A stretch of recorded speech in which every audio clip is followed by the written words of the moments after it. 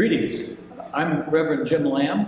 I am a life advocate with Lutheran Family Service, and we're here at St. Paul Lutheran Church in Dubuque today, and preached a sermon this morning, had a wonderful worship service, and now this is the Bible study that we're doing today. We're going to talk about our being a voice as Christians in the public square. But before we do that, I just want to give a little bit of overview. So Lutheran Family Service, let me tell you a bit about that. We go back way to 1901 when we began as an orphanage in Fort Dodge. And at first, orphans were taken into various homes of the Christians that were there. They saw a great need for this.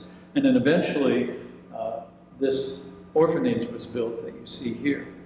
And the orphans were housed in that. And we met someone last night, a member of your congregation here, who was adopted out of that. She went there as an older child. She actually remembers being there. It's quite amazing. And then it became known as the Lutheran Home Finding Society, and that's what some of the members, they remember that's what, when they received their children, that's what it was. And then the need for orphanages with the foster care system that came into being, the need for orphanages kind of went away. So that building became actually a maternity home for unwed moms for a while. And then that need kind of went away. And then it became administrative offices for Lutheran Family Service. We did some counseling there. And now it's really been renovated very nicely, rooms, and it's like a retreat center now. And your congregation, if you want to travel to Fort Dodge, Iowa, you could hold a retreat there. Full kitchen, nice big yard, wonderful rooms to stay in. We have a lot of meetings there, host a lot of other activities there as well. So it's still very much in use.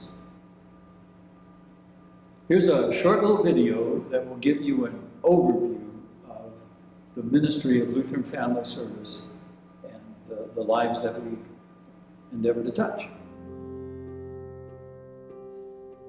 We've all had those needs, and Lutheran Family Service, that's what we endeavor to do, to walk with people, whether it's through a mental health kind of a need, marriage crisis need, or strengthening marriage need, adoption, or any of those related to pregnancy counseling. Those are opportunities that God puts in front of us to serve people. And it's not a particular kind of professional ministry where all we do is leverage training and tools. We leverage our faith.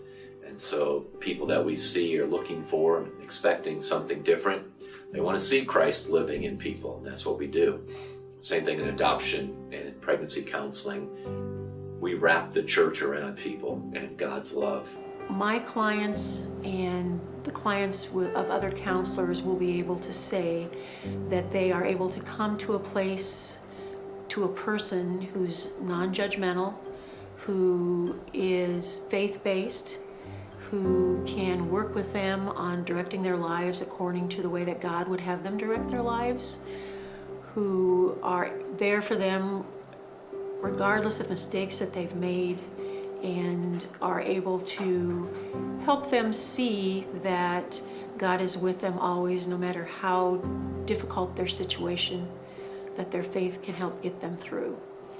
What I see developing in some of our folks is more confidence in their ability to make decisions as they go back to biblical principles and get sort of a point of focus for their lives. I see them becoming less angry and more interested in doing and behaving in the way that God would have them behave towards each other as spouses, towards their children, towards other people that they have difficulties with. I think that the bottom line of what we try to instill in our folks is hope. Hope that no matter the situation, change can happen, that nothing is impossible with God, and that God gives us the tools that we need to make those changes if we just are open to hearing them and using them. The work that we're doing, especially in pregnancy counseling, is it's a time of crisis, of anguish, of real decision-making for a person as to what are the next steps and how are they going to prepare themselves for those steps. And when we're in that type of a relationship, it gets, it gets to be a strongly bonded relationship very quickly because we're working on some really deep issues.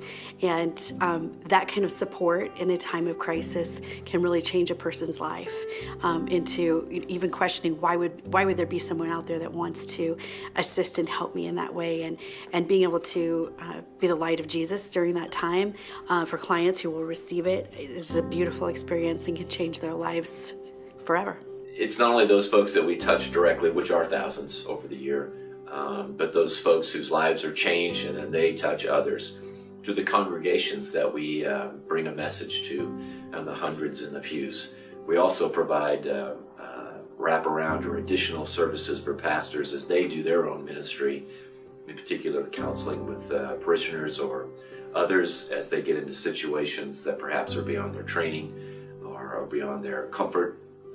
They call on LFS, and that happens numerous times a year, and we're part of their counseling practice. So we continue to serve the church directly. It's just pretty phenomenal the way that God continues to expand the scope of those we serve and how we do it. I really look at this very broadly and say when we're a voice in the public square, we're walking with all those unborn children who are vulnerable to abortion.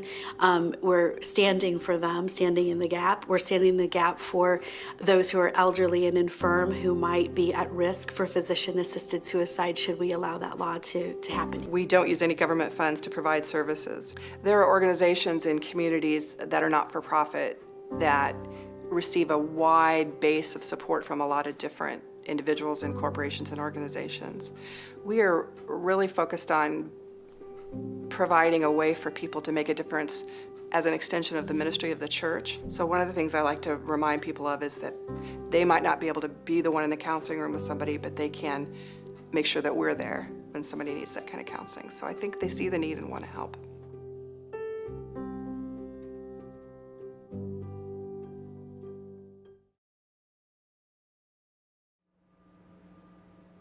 The last gal you heard, Wanda Pritzel, she said something that's very important to help understand Lutheran Family Service and what we do, is that we don't receive federal funds. And that's why we're able to wrap the church around people, as Pastor Philip said. That's why we're able to bring Jesus into the counseling room, into our adoption process, into the education that we do when we go out into the public or into churches and so forth. So we're unique. We were talking here before we started that not all social service agencies, even ones that have Lutheran in their name, are able to do that anymore because of the ties they have, the funds that they receive. Which means, of course, then our funding needs to come from other sources. We do charge fees for our counseling. We have a sliding scale. We won't turn anyone away, but we also accept most insurance companies, and most insurance companies now pay for mental health counseling. So that is available. And we also charge for doing home studies when we do adoptions. That's a pretty involved process, so we charge for that.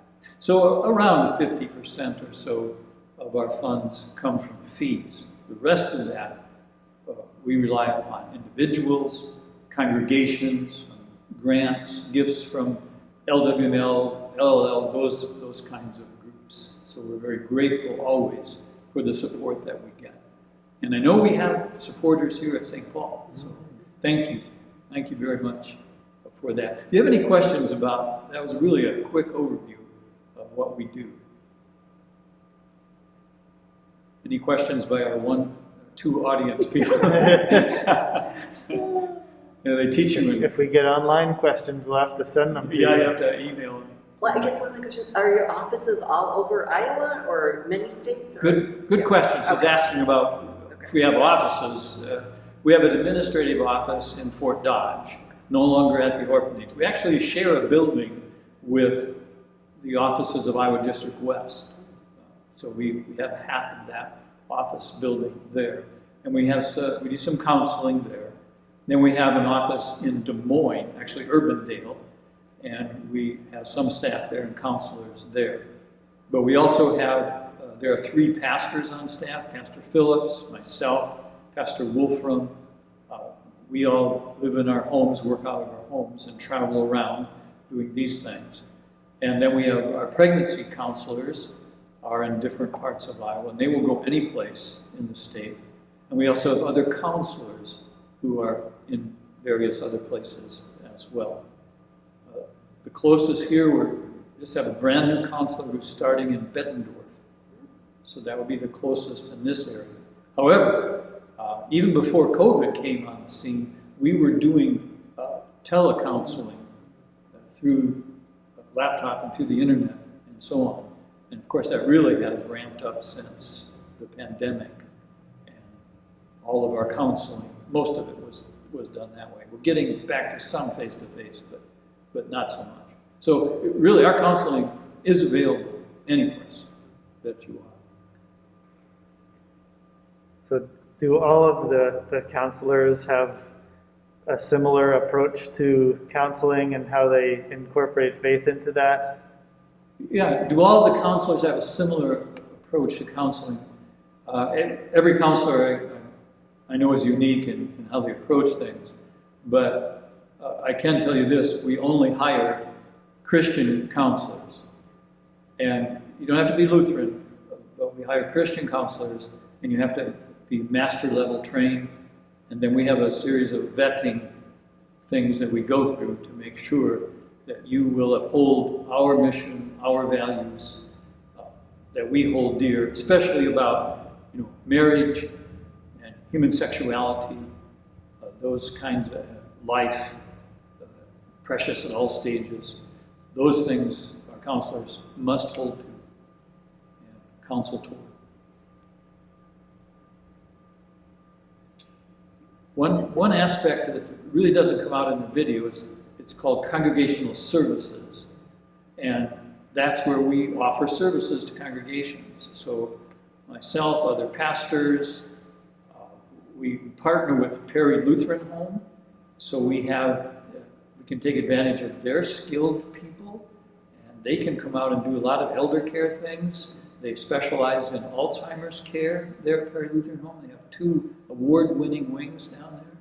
So we can go out and teach in congregations on a whole gamut of issues that are available. So it's not just getting people when they're hurting. We also try to teach and apply the gospel to these issues to actually prevent people from. I was just thinking here, if Congregational Services really, if God blessed that and we did our work, then we wouldn't need the rest of Lutheran Family Service. Of course, there's sin in the world, so that's always going to be a need for that. Okay, those are good questions. The best I've gotten from such a astute audience. Specifically, this is one of the things that we do is specific topics, but this is a specific topic today. We want to talk about being faithful Christian citizens and having our voice heard in the public square. So we're going to talk about 3 things in this presentation. We're going to talk about living in 2 kingdoms that we do at the same time. We're going to talk about the difference between political issues and God's truth issues. Sometimes we lump those all together, but they're not the same thing. And then, how do we go about is it even okay to be a voice as a Christian in the public square? So those are our 3. Citizenship. Where's our citizenship according to that verse from Philippians? It's in heaven. Yeah, our citizenship is in heaven. And what else do we learn in that verse at the very end? What are we waiting for? A Savior. Yeah, we're waiting for a Savior. And when he comes back, we get to go back home, where we're citizens. So we live as citizens of heaven. It's kind of the now, not yet. I talked a bit about it in the sermon. We're citizens there, but the best is yet to come when Jesus, our Savior, returns. Then the resurrection, our bodies will be renewed, joined with our souls again, and we'll be citizens together of this brand new earth that we'll live on. So that's the basis for what we do. But what does Paul in Romans 13, as you look at that verse, what does he remind us of? That we're also citizens here. In our case, we're citizens of our communities and our state and our United States, our government. And Paul points out here that these are all instituted by God. They're from him. And I think it's important to remember who was the government when Paul wrote that. It was Rome. And were they particularly favorable to Christians? No. But Paul still says we're to obey and be subject to the governing authorities because God has placed them over us. There's one exception, of course, but we'll get to that. So Luther talked about the two kingdoms in this regard. He talked about the kingdom of the right, where God rules over us with his grace. And he does that through his church, because we always talk about the means of grace. And so the church then offers those means of grace, and God is ruling in grace over us. It's a wonderful concept, isn't it, to be ruled by grace. It's kind of like we talked about being surrounded by God's love. We're surrounded, all this stuff we don't deserve. This is what grace is, and that's how he rules over us in Christ through his church. Then Luther talked about the kingdom of the left, and this is God ruling over us too, but it's through the government, the authorities that he has placed over us. Not just government. You remember under the fourth commandment in Catechism, we talk about those authorities that he has placed over us. Parents, teachers, schools. One of those is the government, and that's the one we're focusing on today, that God rules through these. So we talk about the kingdom of the right, the kingdom of the left. It's not like one is God's and the other isn't. They're both God's kingdoms, and he's in charge of both of them. Most people have probably heard sacred and secular, but that's not exactly the same. It's not the same. No, it's not the same. Because thing. even the government is sacred in the sense of God being over it. Yeah, being ordained by God, as Paul said. And here's that exception, of course, that when the government commands us, tries to force us to do something contrary to the will of God, then we must disobey. But we don't disobey the government just because we don't like it. We pay our taxes even though we don't like to sometimes. So let's look now at the difference between political issues and what I call God's truth issues. Here are just a list of some political issues, right? We know about these, and there's tons more. And as Christians, we can disagree on the best way to do these things. You might say, we got to look after the poor, and I think this is how we should do that. And I would say, well, I agree. The Bible wants us to look after the poor, but maybe this is a better way. And we can have that debate and talk about that. But there are other issues. I call them God's truth issues, over which we cannot debate, because God has spoken on these things. And here are those: killing born and unborn. Now, notice I didn't use the word abortion. I'm trying not to use the word abortion. And the reason for that is because abortion has become almost a euphemism all by itself. We talk about choice and a woman's right. Those are euphemisms for abortion. But just the word abortion, people have disconnected that from what it really is. So if you ask someone, are you in favor of killing children before they're born? That creates a whole different reaction than if you ask them if they're in favor of abortion. It really does. So we have a culture now, of course, that does kill children before they're born, for any number of reasons or for no reason whatsoever. And our culture is also moving now to killing born people. And by that I mean physician-assisted suicide, euthanasia, those things that are now targeting the elderly, the infirm, at the other end of life. Taking human life is contrary to God's will. So there can be no debate over that. We must oppose killing. Murdering is probably a better word, because that's the word in the fifth commandment, right? It's not thou shalt not kill. It's you shall not murder. Killing in itself is not forbidden in war, those kinds of things, capital punishment. But abortion, it's murdering children before they're born. Maybe I need to even change my wording a little bit. What it means to be male and female. That's huge.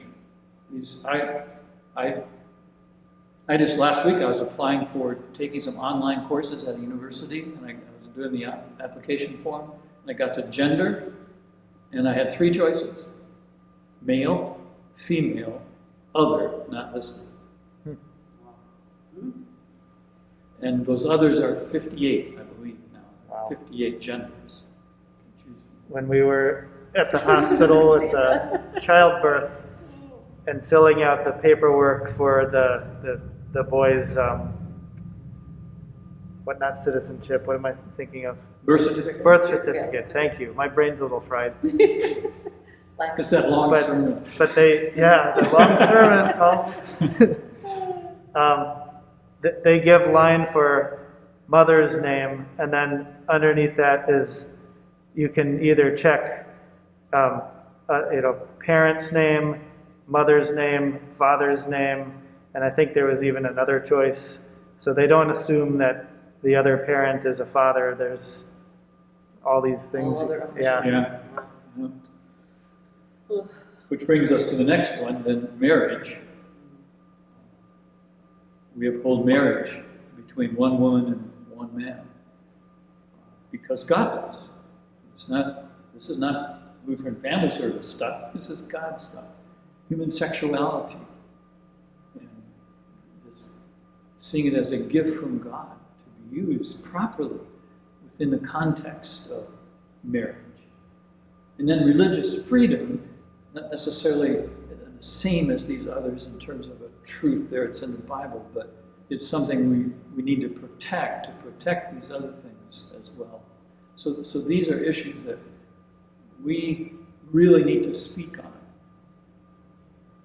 as Christians. We have a platform from which to do that. The Bible tells us to do that. We're supposed to open our mouths. We're supposed to defend those who can't defend themselves, to speak for those who can't speak for themselves. In the sermon, we talked about all those things we get to do in the womb. But there's one thing you can't do when you're in the womb. You can't speak. And so, unborn children, those lying in nursing home beds who can no longer speak for themselves, they need someone to speak for them. And we are not just asked by God to do that. We are compelled by God to do that. And that's what we believe at Lutheran Family Service, that God compels us to do these things. It's part of who we are as our Christian citizens. Part of what God wants us to do to help influence the culture in which we are. So we need to be a voice. We need to be a voice in our churches, right? Because not everybody sitting in our pews, unfortunately, understand these God truth issues. And they say things like, well, the church shouldn't be involved in political issues. And they just put killing children before they're born, all these other things, as a political issue. One I've heard a lot as a pastor is, I personally don't support abortion, but who am I to tell other people what to do? Yeah. Try saying, I personally don't support rape, but who am I to tell somebody else what to do? Yeah. I would never rape a woman myself. But right. It's not consistent thinking. So, is it okay for us to do this? It's kind of where our conversation has led. And this is from Dr. Gene Veith. He's a professor at Concordia Mequon. ethicist. He said when they, rulers, political systems, when they violate God's law, they're to be called into an account. Citizenship itself is a vocation. This is from his book, Spirituality of the Cross. He's got a section on vocation in there. He's saying citizenship is a vocation. And we have a right to criticize evil when we see it, to point it out and to say that's wrong, including in the leaders, to work for social, political, and cultural righteousness in the public square. You know, we're called to be light in this dark world. This is part of being light. We're called to be salt. You know, what was salt used for when Jesus spoke those words? To preserve things. So we're called to preserve God's truth. It's part of what we do in the world as Christians. So here are some critical issues right now in Iowa. Now, this is specific to Iowa. Some things that are going on. The Protect Life Amendment. Back in July of 2019, the Iowa Supreme Court, when they overturned the 72-hour waiting period for abortion, said that the reason they overturned it was because the Iowa Constitution guarantees a woman the right to abortion. And that ruling is quite devastating, because it immediately kicked out the heartbeat bill, which we had passed, but it had that 72-hour waiting thing with it. So that got tossed aside. If it's a constitutional right, then there's little that we can do, nothing we do to outlaw it, or even to limit access to it now in Iowa. And that also prevents us from following this up into the U.S. Supreme Court. It is now an Iowa Constitution issue. So the only way, there are two ways. I'll get to the other one. But one way to change that is to have an amendment to the Constitution that says, no, the Iowa Constitution does not guarantee a woman a right to an abortion, nor the funding thereof, which is part of that whole thing as well. Now it wouldn't outlaw abortion, it wouldn't say abortion, you can't have an abortion, it just says it's not a constitutional right. Let's leave it up to the legislature and elected by the people to decide these things in our state, not a Supreme Court saying they found this all of a sudden in our Constitution. So that's what the amendment would do. Now, in adopting an amendment is quite a process in the state of Iowa. It has to be passed by 2 general assemblies in a row, and then has to be voted on by the people. Now in Iowa, our general assemblies are made up of 2 sessions, so 2 years. This year, 2020, was the 2nd session of the 88th General Assembly.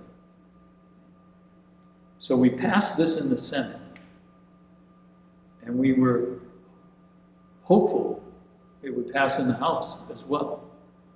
But it didn't get to the floor because some folks withdrew their affirmation of it, who said they were going to vote for it, said they would not. And we knew it wouldn't pass, so it was never brought up to the floor. So the amendment, now we have to start over, because this was the end of a General Assembly. So now it's going to be like 4 years, and then a referendum. And of course, there's an election coming up, so we've got to have a life-affirming legislature all these years in order to get this done. You see how complicated this is, how critical this is. Now, what the House did, literally a midnight kind of thing, is they passed a 24-hour waiting period, similar to the 72-hour waiting period. And the reason doing that is hoping it would be challenged and that it would go to the Iowa Supreme Court And the Iowa Supreme Court now is leaning a bit more in favor of these kinds of issues, and that maybe the court would overturn itself on this and say, last decision, that was wrong. That's a long shot. It's a long shot. I mean, fortunately, this session of the legislature also passed a different way that we select Supreme Court justices. Now, our governor has more say in who does that. And so we're getting some good conservative judges there, including a gal who's an LCMS Lutheran, now sits on the Supreme Court in Iowa. So that's all good. But again, we don't know. A judge has already enjoined this, meaning it was supposed to go into effect July 1st, and he said, no, it's not going into effect. And so it's in limbo right now. There could be a trial on it, but more than likely, the judge will call, it's what is called summary judgment. And so it goes before a judge, and then both sides present their arguments, and the judge makes a summary judgment on it. And it could die right there. So the 24-hour waiting period is not even in effect? No. Okay.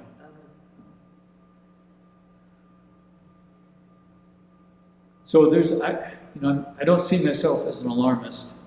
I don't like to go around alarming, scaring people. However, we need to think this through, because should Roe v. Wade ever be overturned at the federal level, there are a lot of states out there, they've got laws in effect to ban abortion. They're just ready to pass them when they're allowed to with Roe v. Wade. In Iowa, we could never do that now. It's against our Constitution. So we could never have a resolution saying we ban abortion. It would be overthrown. That would mean, if lots of other states ban abortion, where are people going to come? They'll come to Iowa. Iowa, folks. This is where the future could be for us. That's why these are critical. These are critical issues, and we need to be aware of it. Doctor-assisted death, assisted suicide. I said in the sermon, it's been in our letter, been introduced for the past, since 2016 that I'm aware of, and we have some good conservative committee chairs who have kept it at bay, so it's not come up for debate, but it's always there. And should we lose life-affirming people in our Senate, we have the Senate and House right now, and the governor. And if we lose that, believe me, this will be introduced in Iowa. It's just there waiting. And there are lots of people out there campaigning for it. The Des Moines Register, we need to know, is very, very much in favor of physician-assisted suicide. And they run articles promoting that every once in a while. So it'll be a big battle. And then, of course, and I've alluded to it more than once, the 2020 election. We're all focused on the presidential part of that. But electing officials in our state who represent our values as Christians and affirm life and marriage and human sexuality, critical for us to support them, find out. So you got to find out where you folks stand, and then vote appropriately. Questions? That's a lot of stuff I just told you there. Personally, sometimes I find it hard to find out exactly where candidates stand. So what's the best? The best place to to go, look at? it's called,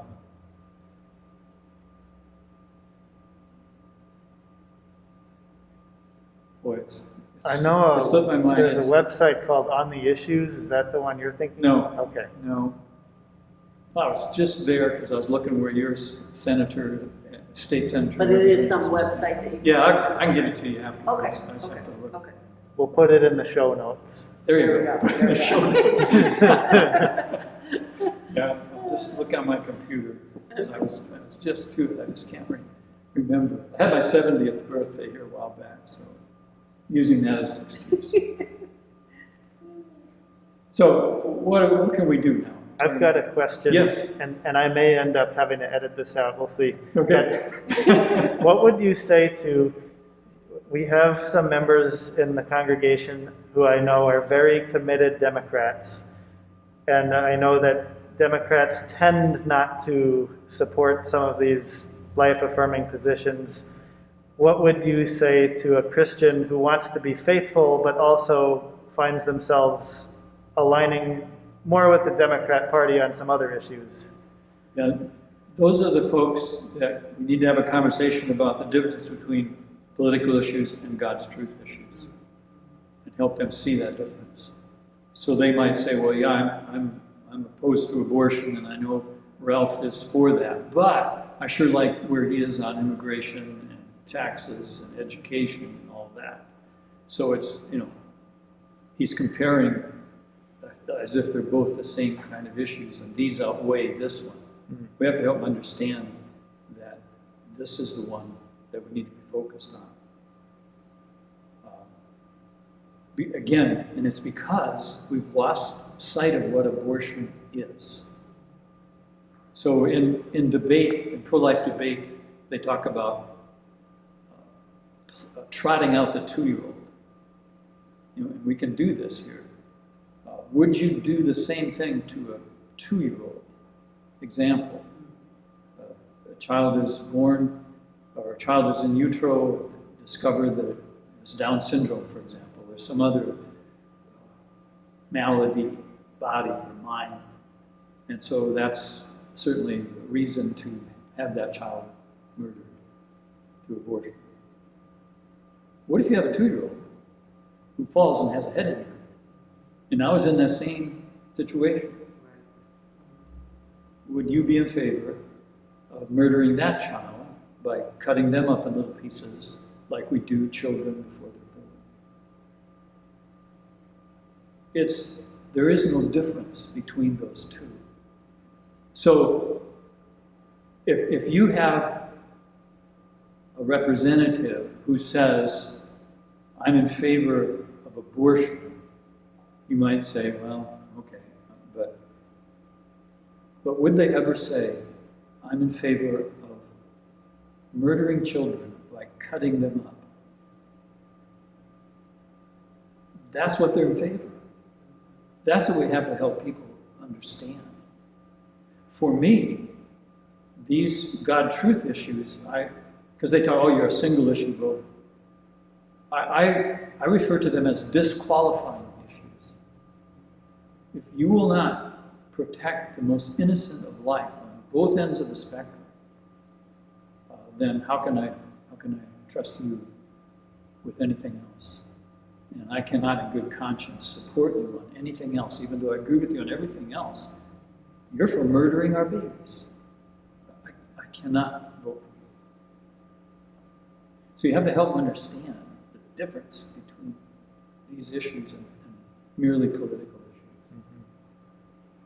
Would you vote for someone who kills 2-year-olds because they're mentally deficient? Of course not. Well, what's the difference in voting for someone who says it's okay to kill unborn babies? No difference. Can I throw another one? Trot out the 2-year-old. Yes. I think the coronavirus has brought out some interesting discussion on this stuff. And again, I'll be specific and maybe have to edit myself, and it baffles me. It seems like in a lot of cases, Republicans are more on the reckless side of precautions with, keeping people from getting a deadly sickness here. And Democrats are they're acting in a more pro-life way when it comes to coronavirus, even though on other issues they're not. So do you have any thoughts or analysis on that? I can't figure out why that is. Yeah, well, the reason it is because the whole thing, even mask wearing now is a political thing. It's just become very, very political. So I was down at the Capitol here a while back, and you could almost pick out Republicans and Democrats by who was wearing masks and who were not. I find that really sad. Yeah.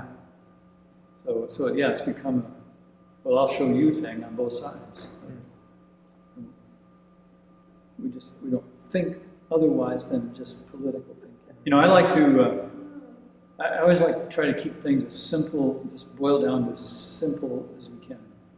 And to me, just asking that question, is this a God's truth issue, or merely a political issue, is the first thing we do when we're faced with these kinds of situations. And then go from there and sort out what we need to sort out.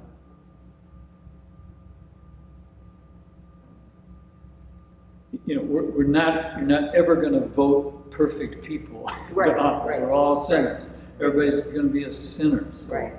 it's not that we're trying to get rid of sinners from office. That's not what we're talking about. But really, we're trying to protect God's created and redeemed people from being brutalized. We're speaking up for them. Yeah. And one way we can do that is the way we vote. Right, so some things to do. Obviously, pray for these issues. Now, you know, we always say that, right? Oh, I'll pray. Well, do it. But this is important. Put it on your list. If you have a list, I have a list. We got an Alexa dot or two at home now, you know, and I tell Alexa, put so-and-so on the prayer list, and it's on my phone now, you know, and so I have a list, and it helps me anyway. Oh yeah, I got to pray for that. So pray for our leaders, those who represent you. Pray for the LCMS caucus. What do I mean by that? There are 10 LCMS legislators now, and they need our prayers. Some are up for re-election, so I don't know how this is actually a bulletin insert you can get from Lutheran Family Service. So I have it on my desk, so I remember to pray for them every day. Of course, they're not in session now, but still, there's stuff going on, elections going on. But I have, since, when I was with Lutherans for Life, you know, our focus was changing hearts. And then people who change hearts will change laws. So I didn't get into this kind of stuff very much. And now I'm into it more so. Kim, you saw her on the video, and I are registered lobbyists now at the State House. And so we can lobby for these God's truth issues. We don't lobby for tax reform and all that. So I've gotten to know some of these folks, and I've gotten to see some of the emails they get. They are attacked viciously. They are threatened. Their families are threatened because they voted for a Protect Life Amendment or for something they said on the floor in debate. It's absolutely, you're talking about persecution of Christians. These folks get persecuted because of their faith, because their faith is dictating how they voted, what they're saying. So it's hard. I remember Robbie Smith over there on the left, from Davenport. I was talking to him one time, and he was at a town hall meeting. It was actually held in a church basement. And I wasn't there, but somebody else was there, and he was telling me about it. He said he was just getting viciously attacked by the people. And he held his calm, and he kept going. And I asked him afterwards, how'd you do that? How'd you manage to keep going? He said, well, there was a cross on the wall, on the back wall, and I just kept looking at that. See, that's the kind of folks we have, and we need. And so they need our prayers, is my point here. Encourage pastors, church workers to engage in activities that affirm and protect God's gift of life in the public square. We need to let folks know that we can do this stuff. As Christian citizens, members of the right-hand kingdom, we are asked, compelled to make our influence. We need to teach that, let people know that. Educating your congregation to do the same. So we want to encourage our leaders and educate people in our pews, and then, of course, voting for life-affirming candidates. Critically important. We were at a meeting, meaning the St. Lutheran Family Service is a member of the coalition of pro-life leaders in Iowa. It's like the family leader in Iowa Right to Life. And all these leaders get together. Kim is a member of that. I just sit in once in a while. But we were meeting with some of the representatives talking about the Protect Life Amendment because we knew it wasn't getting anywhere. We were asking, why can't you get these votes? And they said, one of the things they said, well, some of these folks who say they're pro-life and they run being pro-life, when it gets right down to it, there's other pressures and political stuff involved, and they cave. He said, you need to send us solid pro-life champions. That's what you need to send us really good people. So that's part of our responsibility, is do what we can to get really good life-affirming folks there. And then finally, remember where your most important citizenship is, folks, and where you're headed. You're citizens of heaven. And God is at work in all this stuff, as we said in the sermon today. He loves you, and there's nothing that can separate you from His love. And when this is what you remember when you're dealing with these conflicts that you were talking about. And I don't know what to do, I don't know what to do. So you do what you think is best, and prayerfully do what you think is best, and just remember you're Christ, you belong to Him, you're surrounded by His love, and He'll be at work through that. And then, of course, someday, resurrection. Man, we can't even describe that. You know, the Bible doesn't really describe it for what it is. It talks about what it isn't. No more crying, no more tears, no more death. To say what it is, just we would never be able to handle, I don't think, what it really is going to be when we're raised again. Glorified bodies. It'll be great. Final questions? Thank you for what you do. It's awesome. You're welcome. You're welcome. Thank you. Thank you for letting us make this available to online viewers. Sure. I'll trust in your editorship Yeah. to make it really I'll edit it.